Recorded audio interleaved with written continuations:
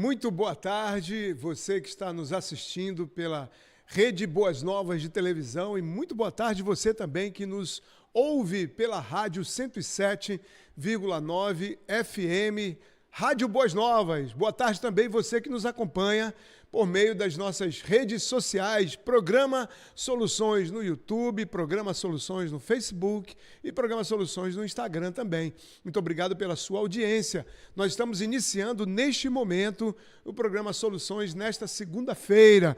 Segunda-feira que não é das mais alegres. Eu até poderia dizer que eu estou até de preto porque estou de luto, porque para mim a Copa do Mundo morreu.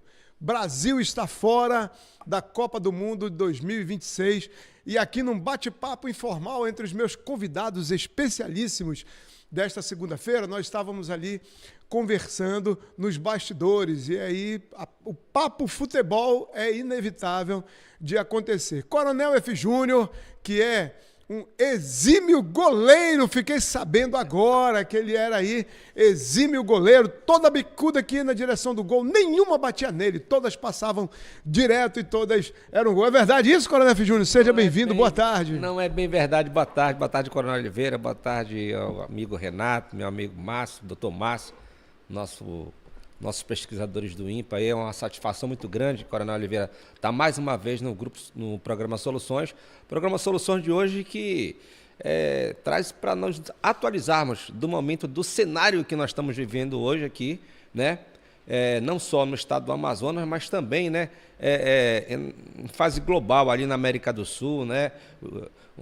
A compaixão com os nossos irmãos venezuelanos que passaram por um desastre natural terrível lá, aquele terremoto que nós tivemos lá. Parabenizar aí, né, o sistema de defesa, de proteção de defesa civil, tanto do governo federal quanto do governo do estado e os municípios que estão prestando ajuda, né, as Forças Armadas prestando ajuda lá e trazer novidades para esse programa hoje, para todos que nos assistem, que pedem novidade.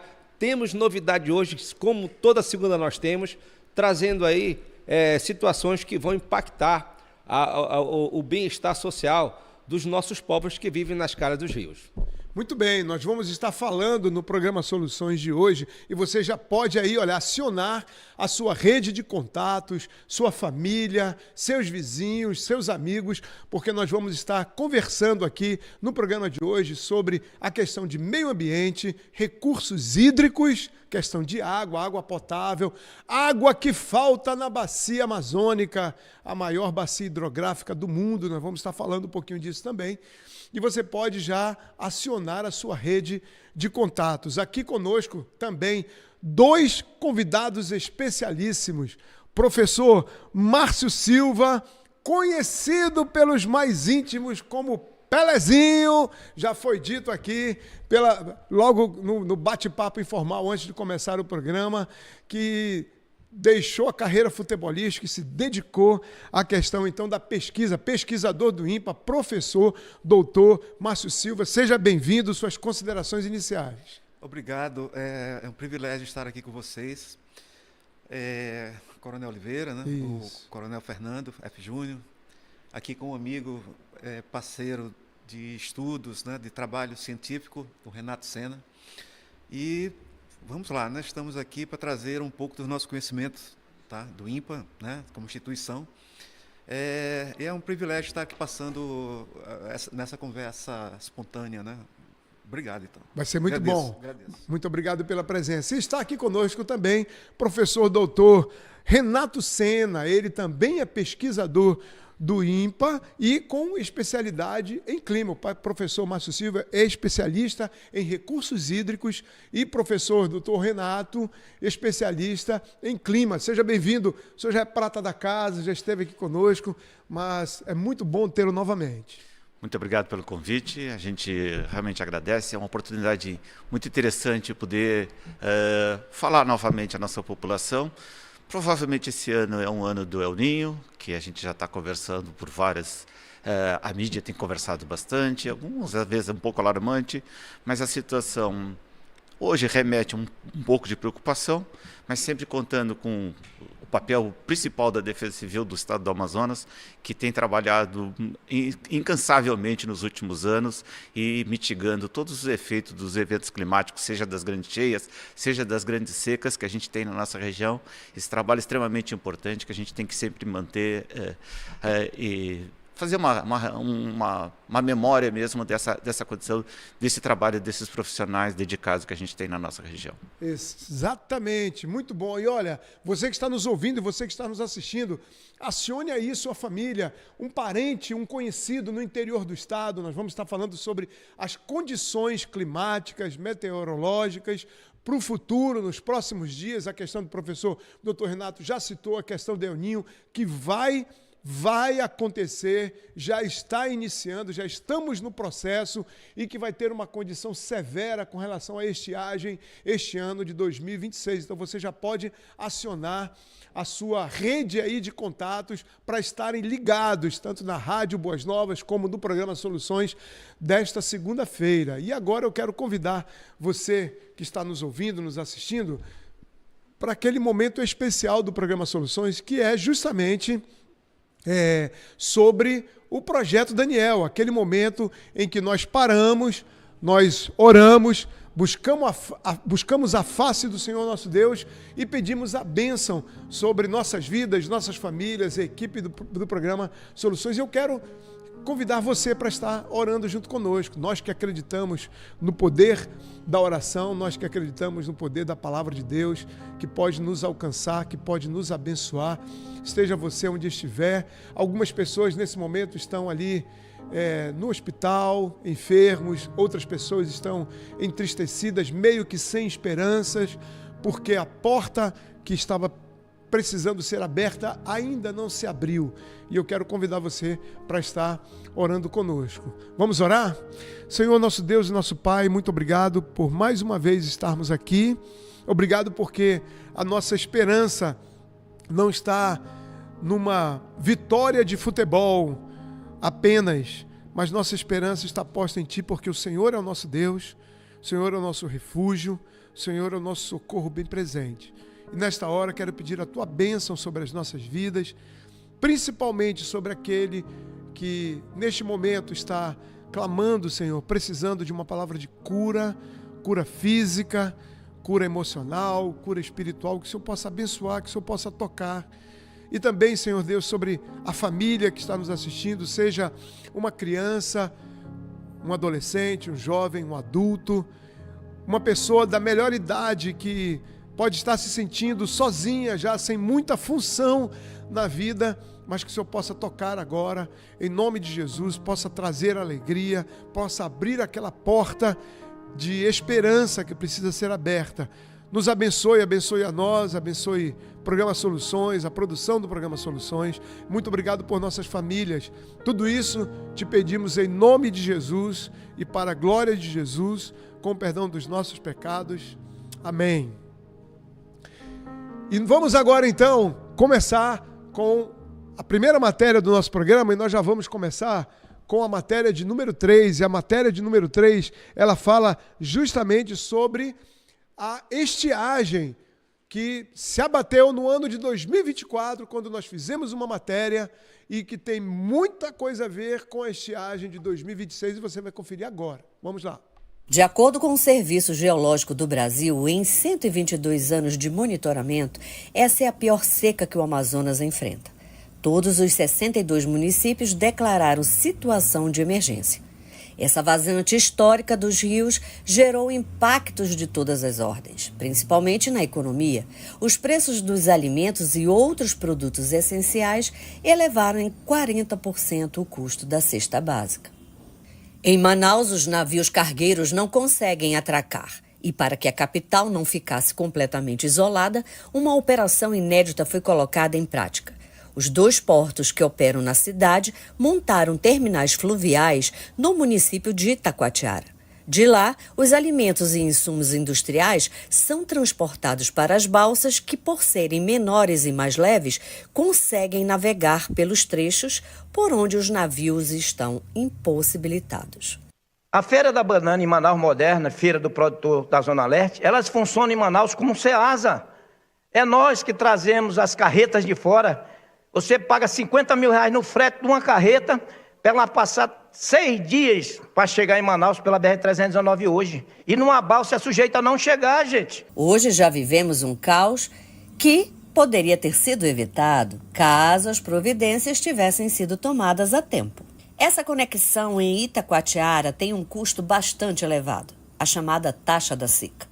Tem provocado aumento nos preços. As transportadoras estão cobrando até R$32 mil para trazer um único container até Manaus. Praticamente o dobro do cobrado em 2023. Segundo os empresários, a cobrança começou no mês de agosto, 2 meses antes do previsto. Com isso, os preços no comércio sofreram reajustes e o consumidor final fica a ver navios. Você conferiu então essa primeira matéria que foi exibida em outubro de 2024. Certamente um cenário muito semelhante a este já começa a ser descortinado nos dias de hoje. E aí eu passo a palavra então aos nossos convidados especiais para nós começarmos a nossa conversa sobre este cenário. Eu vou começar aqui pelo Coronel F. Júnior. Coronel Oliveira, a gente vislumbra aí, né? É por isso que hoje nós estamos trazendo aí o nosso pesquisador Renato Sena, para trazer aí de forma científica o que nós podemos estar esperando aí durante esses primeiros 3 meses de verão amazônico. Até porque, no nosso entendimento, a calha do negro ela é referência e a subida da calha do negro ela já parou, ele já estabilizou, o que reflete que nós entramos então no verão amazônico e aí nós começamos a sentir já, né, um certo declínio nas precipitações, professor, e já tem calha, né? Por exemplo, a calha do Purus, a calha do Madeira, a do Juruá, elas já estão em fase descendente, né? E já caso, pelo que nós estamos ouvindo, algumas coisas pequenas, mas já está acontecendo, alguns desconfortos sociais para essas comunidades. Aí eu gostaria, Coronel Oliveira, de passar diretamente para o nosso pesquisador e professor Renato Sena, o que nós podemos, já pensando na nossa população, né, do Amazonas, em todas as calhas, apesar de ter uma certa diferença. Mas o que nós podemos esperar, professor, desse fenômeno do El Niño que já vem se destacando aí, né? E o que nós podemos vislumbrar em termos de normal social para as comunidades, para esse verão e para essa possível estiagem severa que nós poderemos ter no ano de 2026? Bem, recentemente a gente estava conversando sobre El Niño e um dos grandes problemas é que a gente não pode fazer uma resposta única e exclusiva. Eu vou ter El Niño, eu vou ter uma seca na Amazônia. Tá? O que traz uma grande preocupação para nós nesse ano de 2026 é que provavelmente vai ser um evento muito forte. A gente tem registro de um evento forte em 2015. Aí você vai me dizer, em 2015 a gente não teve uma seca muito forte. Mas o evento era extremamente forte. Em 23, a gente teve um El Niño que foi considerado forte. Ele nem chegou na classe do muito forte. E a gente teve uma seca extremamente forte que se repetiu em 24, pior ainda, com as 2 secas históricas que a gente teve na nossa região. Bom, então vamos traçar um paralelo, vamos começar conversando lá sobre o oceano, sobre o Oceano Pacífico, onde o El Niño se estabelece. Em 2015, a gente tinha uma massa de água aquecida embaixo da superfície do mar, muito intensa, anomalias de temperatura na ordem de 6 graus centígrados, tal qual a gente está vendo agora. Só que em 2015, lá junto da Oceania, junto da Austrália, tinha uma mancha de água fria que estaria empurrando com mais força essas águas quentes em direção à costa oeste da América do Sul, ali para a costa do Peru. Bom, vamos falar agora de 2023. Em 2023 a gente não teve um evento tão forte, tão severo, as anomalias eram menores do que essa que ocorre agora, que ocorreu em 2015, porém tem uma característica muito parecida com a deste ano, que também vai nos trazer preocupação. O Oceano Pacífico como um todo está aquecido. Não tem mancha de água fria, como aconteceu em 23, está acontecendo agora. Então já são 2 pontos. A anomalia é muito intensa tem águas muito, muito quentes mesmo, e ela domina o oceano como um todo. Então, isso já nos traz aquele sinal de alerta. Bom, então vamos olhar agora o que aconteceu nas calhas dos rios nesse primeiro semestre que a gente teve em 2026. Diferente de 23 e diferente de 2015, a gente teve muito pouca chuva, principalmente em território brasileiro. Teve uma enchentezinha lá na cabeça do Juruá, alguma coisa assim, mas eram muito localizadas e eram aquelas chuvas que se concentram na cabeceira do rio e pode causar essas inundações repentinas. Mas, de uma maneira geral, a bacia amazônica em território brasileiro recebeu muito pouca chuva em 2026. O Rio Negro subiu esse ano, está na mesma faixa de máxima, de cota máxima que a gente teve em 2023, 28,5 metros. Na mesma faixa de grandeza. 1,5 metro abaixo do que aconteceu lá em 2015, que ficou na casa dos 29,5, por aí. Então, nós vamos partir do ponto baixo, o Rio Negro já parte de um ponto mais baixo, e com deficiência de precipitação nas grandes bacias, e provavelmente a gente vai ter um evento de ninho forte. Então, a perspectiva agora que a gente tem é que realmente a gente tem uma seca bastante preocupante no segundo semestre, mas é muito difícil dizer isso agora. Vai ser a seca pior de todos? Vai ser uma seca igual a de 23, de 24? Não. O que a gente precisa fazer agora, e a população tem que estar muito atenta nesse momento, é os avisos que a Defesa Civil vai fazer e o monitoramento que a gente vai fazer a partir deste mês, até o final do mês de julho. Até o final do mês de agosto, muito provavelmente a gente vai estar com esse quadro definido. Se a gente vai ter uma seca extremamente seca, muito forte, ou não, se vai ser uma seca dentro da normalidade. Assim, olhando assim pelo lado, eu vou puxar assim pelo lado do caboclo, tá certo? Que a gente não é muito científico na coisa. Então, assim, não é só o El Niño que vai trazer uma estiagem severa. Não é só esse fator. Aí vem as precipitações. Quais são os prognósticos que nós temos de precipitações, mesmo no verão amazônico, para que possa pelo menos ajudar as calhas? Porque o senhor falou das calhas, né? Do volume que estava nas calhas. E nós estamos com déficit de volume nas calhas. E isso pode, vamos dizer assim, aumentar a severidade do evento, né? Da estiagem aqui. O que nós temos atualmente em relação à parte de chuvas? Para a bacia amazônica, infelizmente, não tem nenhuma estimativa que nós vamos ter um excesso de chuva, chuvas acima do que a gente vê todos os anos. Então, esse é o grande problema. Nós estamos partindo de um ponto mais baixo, os rios estão mais baixos do que deveriam estar nessa época do ano, né? Ou próximos, e com a perspectiva de ter pouquíssima chuva nos próximos meses. E o que preocupa, tal qual 23, 24, a gente teve uma seca bem severa em 23, e a seca de 24 foi mais severa ainda, né? Só os danos só não foram pior porque aquilo que a gente comentou, a Defesa Civil tomou ações imediatas. Sim, que não permitiu que o custo à população fosse daquele tamanho. Parabenizar, né, professor, com certeza, as ações da Defesa Civil, do sistema de Defesa Civil, parabenizar também os nossos pesquisadores que estão atentos e passando essas informações, que culminando, né, nós podemos, na época, fazer um plano de trabalho que nós conseguimos atender as populações afetadas. Esse ano, nós devemos seguir o mesmo caminho. É o que a gente espera realmente. Então, esse momento agora é monitorar e entender bastante bem o que vai acontecer nos próximos meses. A partir daí, as ações têm que ser tomadas com mais intensidade, com mais força, para reduzir o custo à população. Resumindo, então, só antes da gente resumir, tem uma matériazinha que, antes de resumir, ela corrobora com o que o professor Renato está dizendo, que é um trecho da matéria com o professor, pesquisador, aliás, do Serviço Geológico Brasileiro, Marcos Suassuna. Confere comigo. Um cenário de El Niño, ele traz algumas preocupações básicas para o Brasil, vamos dizer assim, né? O cenário clássico de El Niño, ele sugere que na região sul do Brasil a gente vai ter chuvas acima do normal, na região norte e nordeste, chuvas abaixo do normal.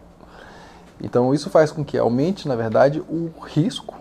Não necessariamente vai haver temporais fortes e desastres naturais, mas aumenta o risco de haver chuvas intensas, episódios de chuva intensas no sul do Brasil, e aumenta o risco de haver secas severas na região norte e nordeste do Brasil. Quando a gente olha o histórico, a gente vê que isso tem uma certa consistência, né? Então 2023, 2024, houve secas muito intensas na região norte e na região nordeste nem tanto, né? Mas na região sul do Brasil, cheias muito intensas, que foram aquelas piores cheias do histórico lá no Rio Grande do Sul.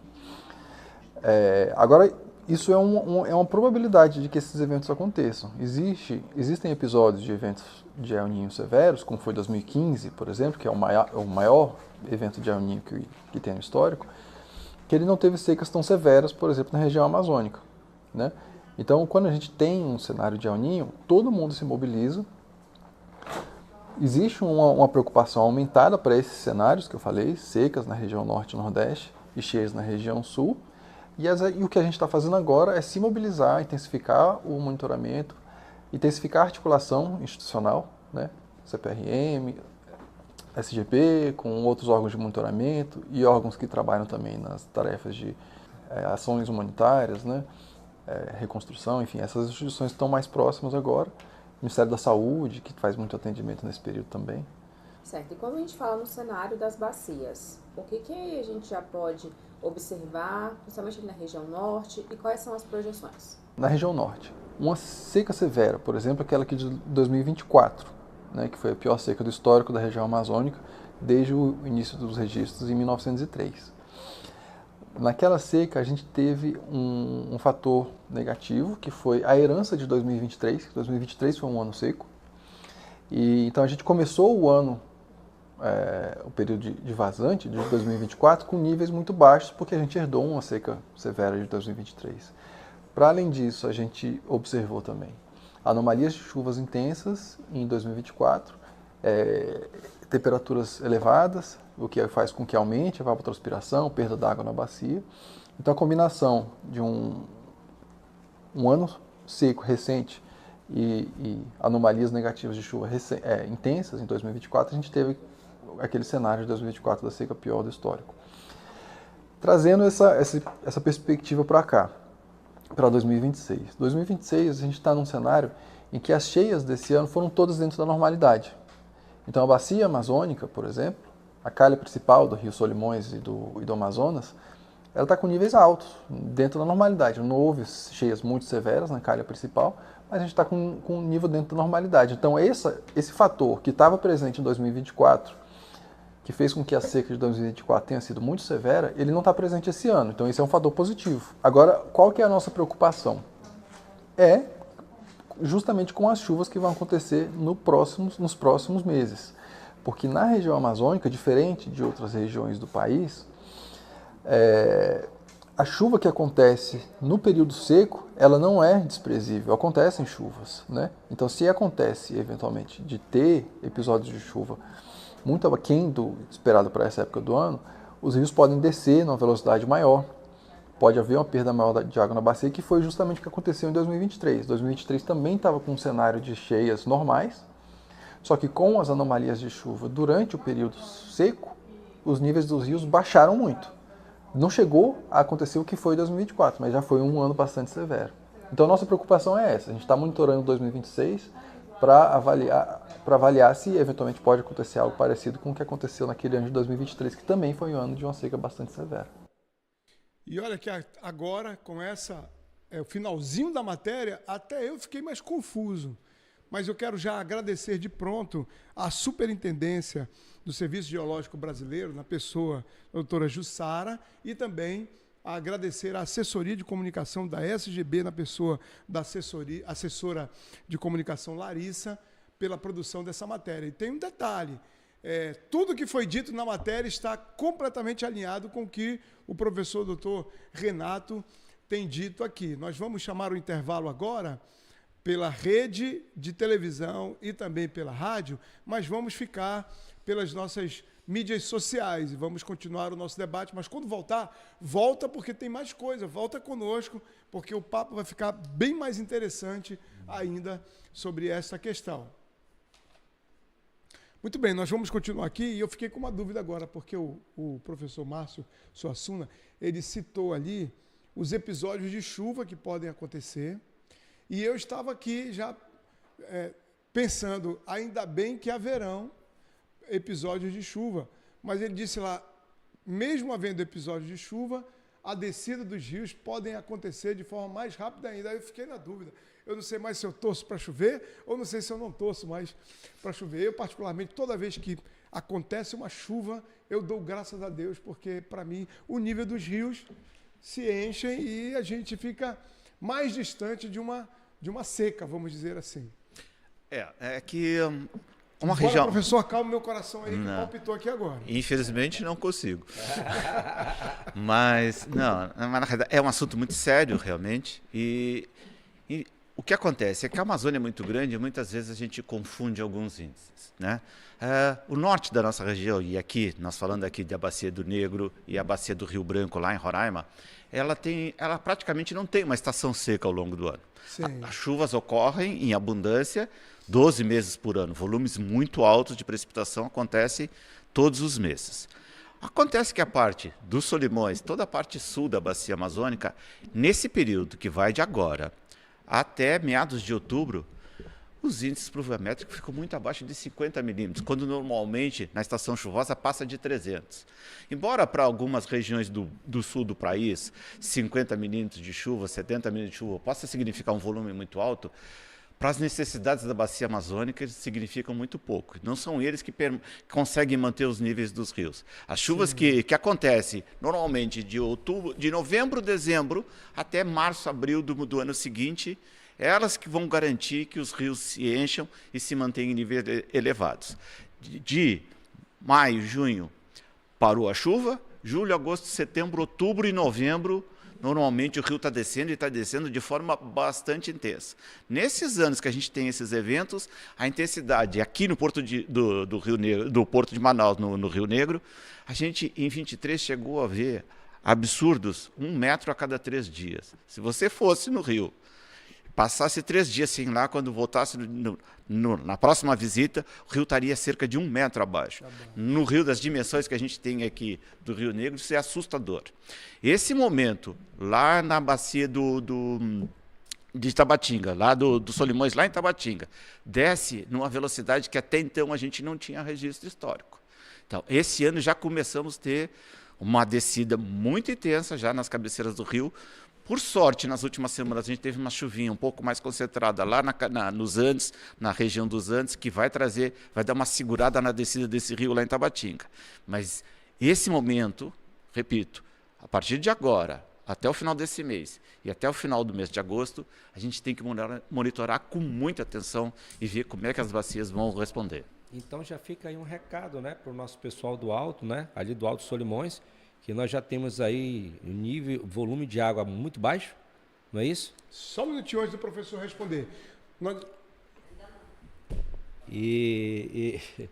Então, Coronel Oliveira, então é importante para levar aí para os nossos povos Nós voltamos agora pela rádio e pela televisão e estamos aqui debatendo sobre o atual status, né, de como estão os níveis de água dos nossos rios, os efeitos do El Niño que já estão começando e nós vamos já entrar na questão de recursos hídricos também, porque nós estamos falando apenas dos níveis dos rios, das calhas dos rios, mas tem a questão da água doce, que é muito afetada nesse momento também. Quando a Fijão estava comentando. Que é um dos danos causados por conta da estiagem, né, severa.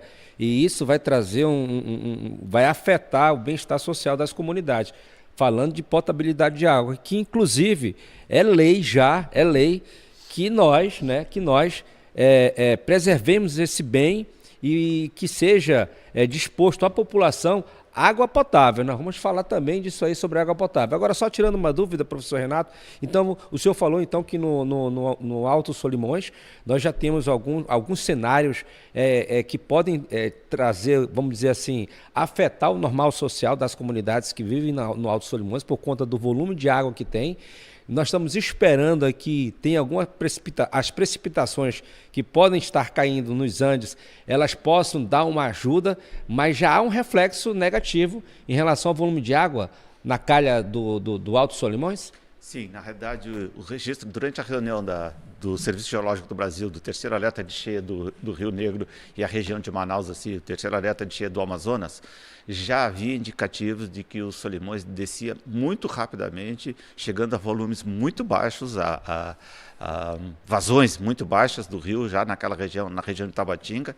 Então já era para começar a se preocupar com esse processo. Inclusive a navegabilidade, né, porque é uma das calhas que são mais usadas, principalmente com relação a abastecimento e reabastecimento dos itens das cestas básicas. Nossos irmãos que moram naquela calha ali dependem muito desse volume de água, né? Então acho que eu tive conversando com o novo secretário, Coronel Oliveira, de Defesa Civil do Estado, o Coronel Clóvis, já tem um plano de trabalho para isso, graças a Deus, por conta dessas previsões que já vem se mostrando aí. Há um plano de trabalho, mas fica o recado aí para os nossos amigos, irmãos ribeirinhos, já lá do Alto Solimões, para ficar se preparando aí.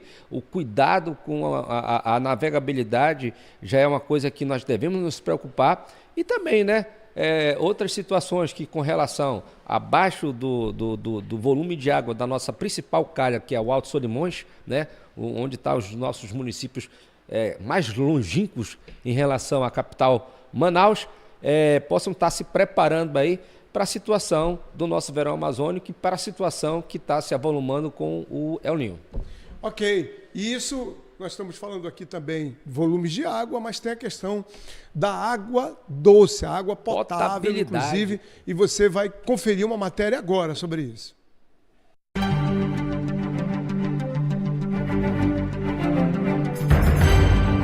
A vida na Terra depende de um recurso que parece infinito, mas não é. A água doce regula o clima, sustenta florestas e abastece cidades inteiras. No entanto, a ação humana e o avanço das mudanças climáticas estão secando fontes históricas e poluindo os mananciais que restam. Proteger o meio ambiente não é mais uma escolha. É uma estratégia de sobrevivência urbana. A preservação de matas ciliares ao redor dos rios impede o assoreamento e garante que a água continue correndo limpa. Especialistas alertam que o consumo consciente nas casas precisa ser acompanhado de políticas públicas severas contra o desperdício e o descarte ilegal de esgoto. Cuidar de cada gota hoje é a única garantia de que as futuras gerações ainda terão um planeta viável para viver. Sem água limpa e com as bacias hidrográficas esgotadas, o fantasma do racionamento vira uma realidade. A crise hídrica encarece a energia, prejudica a produção de alimentos e pesa no bolso do consumidor. O colapso ambiental mostra que o tempo do desperdício acabou. Recuperar as fontes de água e tratar o esgoto viraram medidas vitais para garantir a sobrevivência das cidades. Muito bem, professor doutor Márcio, agora nos ajude aqui a entender essa questão. Como é possível que a bacia hidrográfica amazônica, maior bacia hidrográfica do mundo, em determinado momento possa faltar água potável? Parece até algo que é uma inverdade dizer, mas que temos constatado isso. Bem, todas as grandes civilizações, né, elas nasceram e nascem às margens das águas, né, dos rios, dos mares. Então, a água é um recurso essencial, né, o principal recurso para a sobrevivência humana, né, como exemplo. Bom, é até difícil de acreditar, nós aqui na região do planeta Terra, né, com maior volume de água doce disponível, nós termos problemas de água, tá? Você me pergunta sobre essa dificuldade, né, do que acontece aqui. Primeiro que nós temos uma falsa impressão de volume d'água, volume com possibilidade de adquirir esta água, né? A gente vê um mundo imenso d'água e acha que tudo aquilo ali É potável. está pronto, tá pronto, a gente está pronto para beber, né? A gente tem que ter ciência de que a Amazônia é uma região muito extensa, é uma região muito grande, e nós temos diversos tipos de água, tá? Águas diferentes, e que elas podem se contaminar tanto naturalmente, tá? Contaminação natural, quanto por nossas atividades humanas, Sim. certo? Bom, em algumas comunidades aqui da região, a gente encontra poços oferecendo água contaminada, tá? E essa contaminação é natural, tá? Então, isso é algo que a gente tem que se preocupar, principalmente nesses eventos, né, que estão ocorrendo, que faz com que as pessoas corram, né, a esse recurso, fazendo poços, cacimbas de forma aleatória. Isso é perigoso, tá? Um exemplo de um elemento químico que nós temos aqui, que a gente está encontrando muito na várzea, é o manganês, tá? O manganês é um elemento tóxico, né? E é comum em águas de várzea, e é um elemento que ele causa retardo mental em crianças, tá? Muitas comunidades têm, comunidade rural e até em cidades aqui do estado, tá? Oferecendo água inapropriada, tá? Professor, aqui eu vou, aí, Coronel Oliveira, pedir licença aí que eu vou falar como caboclo amazonense, né? Lá do beiradão mesmo. Mas eu queria perguntar do senhor o seguinte, o senhor falou que na grande vastidão que é o nosso Amazonas, que nós temos água por todos os lados, nós temos um quadro de águas diferentes, né? Sim. E em relação à potabilidade, pouquíssimos são água potável, ou nenhum. Não, grande parte. Grande parte. Olha, aqui, se você me perguntar dos 62 municípios, né? Qual município que tem que água... dê para beber a água? Isso, eu diria que em todos, tá? Eu digo todos. Todos? Não tem nenhum? Não. Os problemas são pontuais. Sim, tá? Problema sim, pontual. Sim. Mas isso não deixa de ser preocupante, porque nesses eventos você faz poço em lugar de forma aleatória. E o poço que... Porque a gente faz isso mesmo, né? A gente faz... quem precisa de água vai cavar uma cacimba, quando tem algum recurso, faz um poço, não tão profundo. Sim. Essa água também, ela não... Pode ser, né? Ela pode ser, principalmente em área de várzea, pelos nossos estudos, tem, né, metal em algumas áreas de várzea. Isso não quer dizer na forma geral. Mas, se você, como eu disse anteriormente, se você me perguntar qual município, né, que a água não é potável, isso não existe. Tá? Todos os municípios são água potável. Outro problema que a gente tem é como se constrói, né, esses poços, como se oferece esse recurso. Tá? Porque, professor, existe uma lei agora na obrigatoriedade de oferecer à população, né, água potável. Sim. Né? Mas, assim, pelo que eu estou entendendo, que o professor me permite a interrupção, o que o professor está dizendo, que eu estou entendendo, é que todos os municípios possuem água potável e que há situações pontuais onde a água potável se torna escassa, é o que a gente verifica. É isso, professor? Sim. Alguns pontos. Olha, como o Coronel Fernando falou, né, nós temos a lei, né, e nós temos também o Marco de Saneamento Básico no Brasil, que nós temos que oferecer, nós temos que ter água potável para 99% da população brasileira. Certo. E a meta é 2023, ou 33, né, nós temos aí 7 anos. Sim. Né, nós temos 7 anos. E pelo que eu vejo, não vejo nenhum município se manifestar quanto a atender esse objetivo. Tá? Não vejo no estado do Amazonas, né, município a não ser Manaus. Bom, que eu estava falando sobre a perfuração dos poços. Né?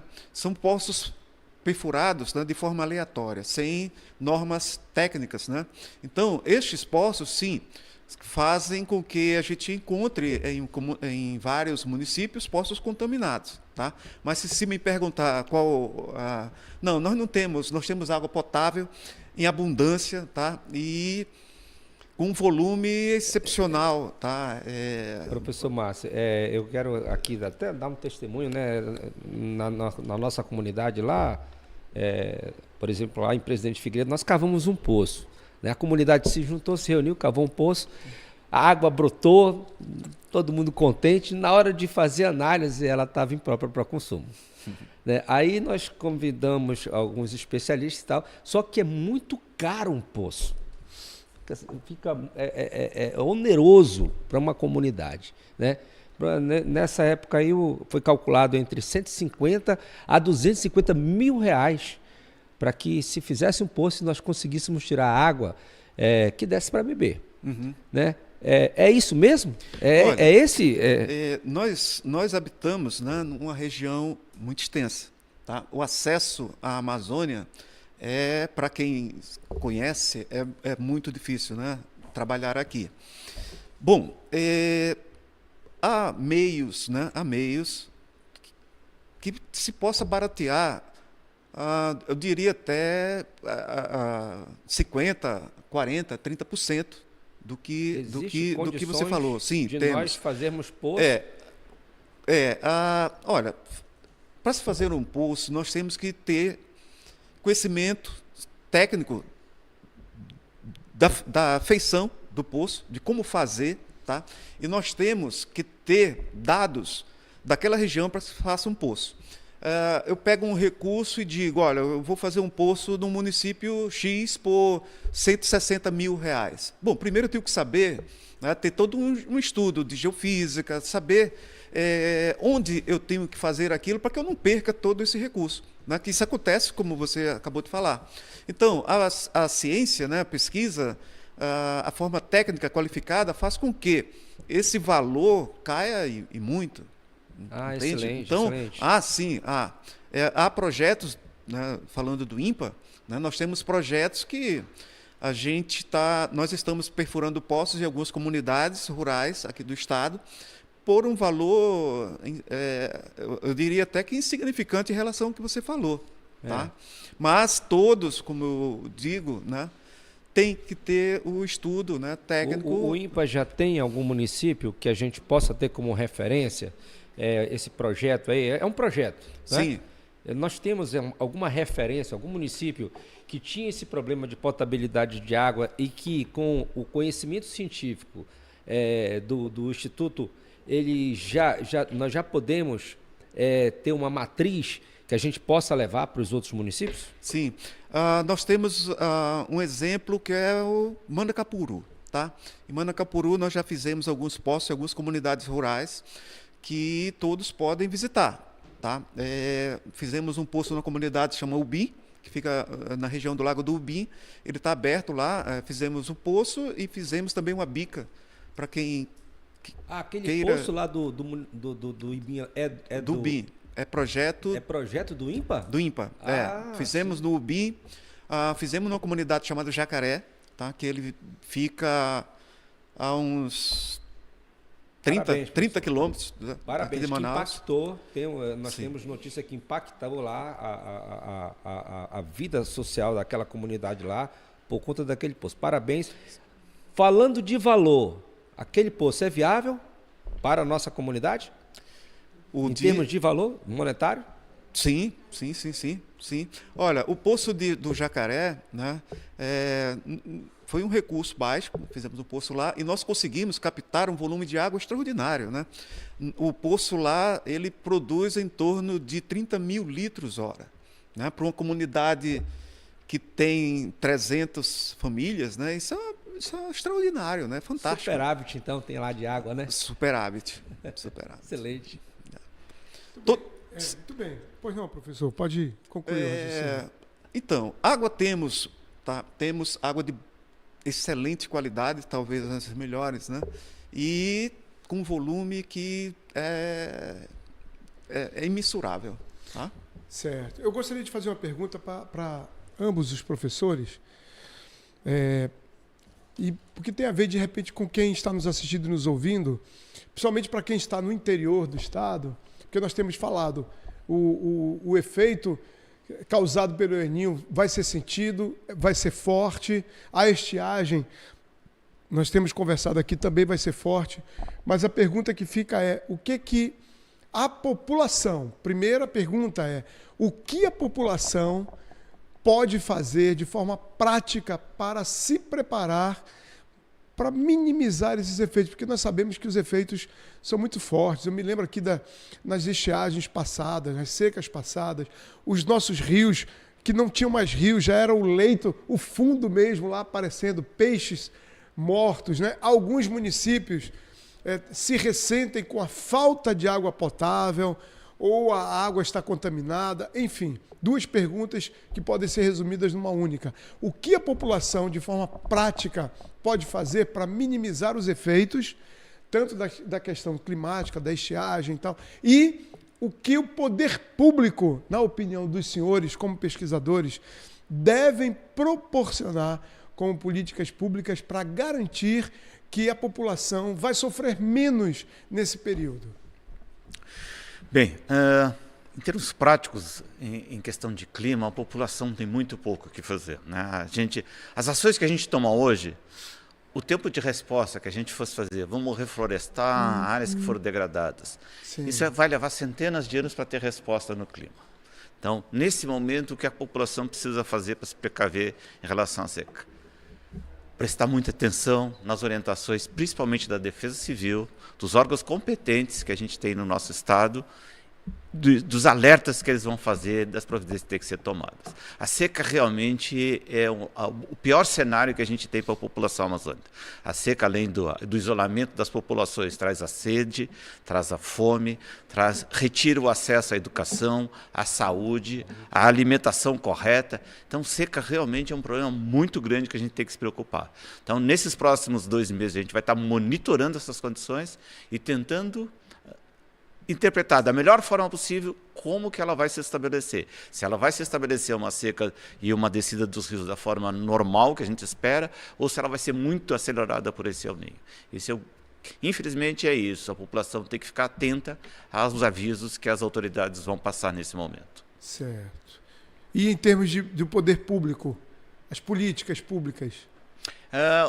Eu acho que é exatamente isso. A integração hoje que a gente vê dos grandes órgãos, seja do Instituto Nacional de Pesquisa da Amazônia, seja de universidades do estado do Amazonas, seja do Serviço Geológico, seja dos tomadores de decisão, da Defesa Civil, o que a gente tem visto é todos integrados trabalhando com o mesmo objetivo: mitigar os efeitos desses eventos climáticos à população. Tá?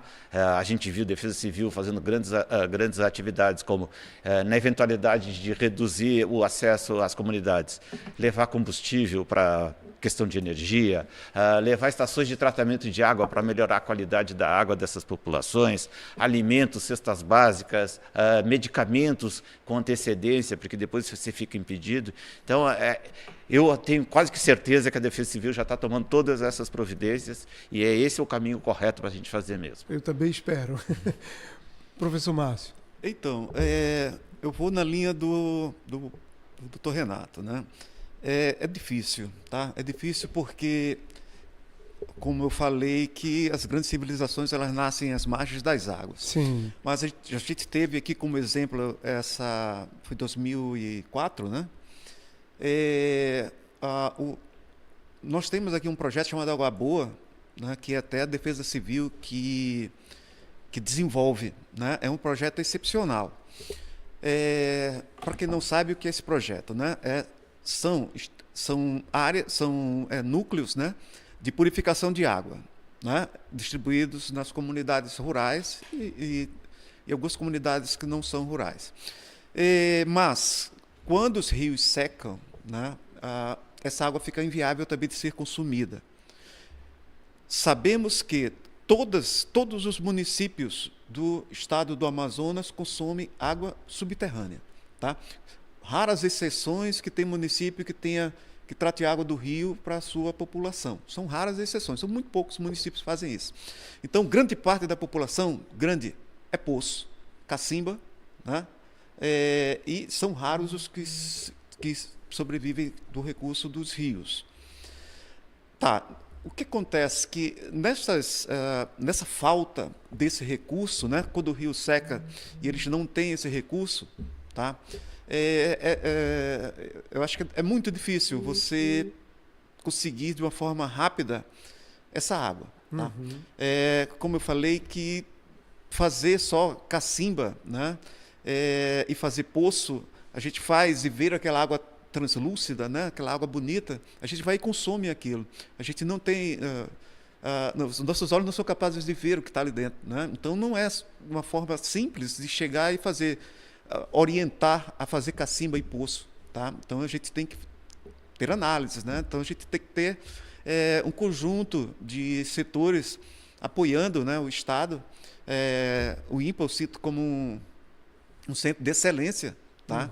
Que pode ser até pelos pesquisadores, né?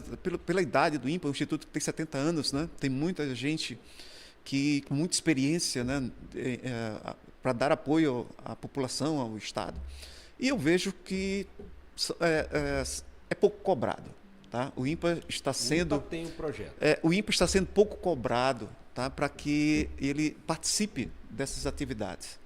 Mas o INPA tem, professor? O INPA sim, tem um projeto o INPA tem, que pode sim, ajudar os municípios nessa sim, falta de água potável. Nós temos projeto acessível às comunidades que podem usufruir desse bem tão precioso para a nossa vida. Sim, nós temos projetos em desenvolvimento, nós temos até propostas de outros projetos, tá? Como foco a água potável, né? Muito bem. Ok, eu quero, antes de finalizar aqui com os nossos convidados, chamar a sua atenção para você que está aniversariando hoje. O programa Soluções tem um presentinho para você. O presente está justamente em Romanos capítulo 8, verso 37, que diz o seguinte: mas apesar de tudo isso, somos mais que vencedores por meio daquele que nos amou. Romanos 8,37. Propício esse versículo, principalmente para você que, como eu, está de luto hoje porque morreu o Brasil na Copa do Mundo de 2026. Mas somos mais do que vencedores por meio daquele que nos amou. Tome posse desse versículo para a sua vida, você que está aniversariando e você que também não está aniversariando. E eu quero, então, agora agradecer a presença dos nossos convidados especialíssimos. Olha, excelente a participação, muito obrigado, muito esclarecedor. Quero agradecer ao pastor Márcio, ao professor doutor Márcio, ao nosso querido doutor professor Renato, que estiveram conosco. E fica a dica agora ao Coronel F. Júnior, para nós sabermos se realmente o nosso governo do Estado está preparado por meio ali da Defesa Civil para atender às demandas que virão no futuro decorrentes desses fatores climáticos que vão se mostrar na prática com pouca água em nível de rio, pouca água potável, falta de água e com tudo aquilo que o professor Renato, se a gente parar para pensar, a gente perde o sono. Se a gente parar para pensar nessas questões aí, a gente perde o sono e que Deus tenha misericórdia das nossas vidas. Então eu quero fazer agora a despedida. Vou começar ali pelo Coronel F. Júnior na sua participação final. Coronel Oliveira, eu quero agradecer ao sistema da Sede de Defesa Civil, na pessoa da nossa superintendente, a Jussara, né, do Serviço Geológico do Brasil. Agradecer ao INPA, na pessoa do professor Renato e do professor Márcio, que se dispuseram a falar aqui de coisa muito importante e que vai verdadeiramente impactar. Eu quero dizer ao nosso telespectador o quanto esse assunto vai impactar na vida social das nossas comunidades. Mas não se desespere, porque sabendo nós podemos nos preparar. Obrigado. Professor Renato. Uma frase bem curtinha, que eu acho que cabe nesse momento. Nessas horas a gente tem que se preparar para o pior e orar por o melhor, por condições melhores do nosso dia a dia. Muito bem. Muito bem. Professor Márcio. Bom, agradeço, né, a participação, foi uma honra, né, estar aqui com vocês. Precisando, o INPA está de portas abertas, tá? A nossa função, tá, perante a sociedade, todos vocês. Só eu acabei de receber aqui A Rita dizendo, ó, eu estou assistindo vocês, tá? Aqui, a Rita Que é legal. uma amiga, tá? Não sabia. Faz tempo que eu não vejo a Rita, tá? Pronto. Mas hoje ela... Olha aí. E, professor, nós vamos atrás desse projeto, hein? Vamos trazer a Defesa Civil Sim, para a gente vamos. conhecer esse projeto do INPA. Olha, Aí. Vamos chamar o INPA. Estamos ansiosos, tá? Estamos prontos para né, trabalharmos juntos. Muito Excelente, bem, vamos nos excelente. despedindo por aqui no programa Soluções de hoje. Deixo a minha continência, falando que amanhã nós temos mais programa Soluções. Muito obrigado, até amanhã.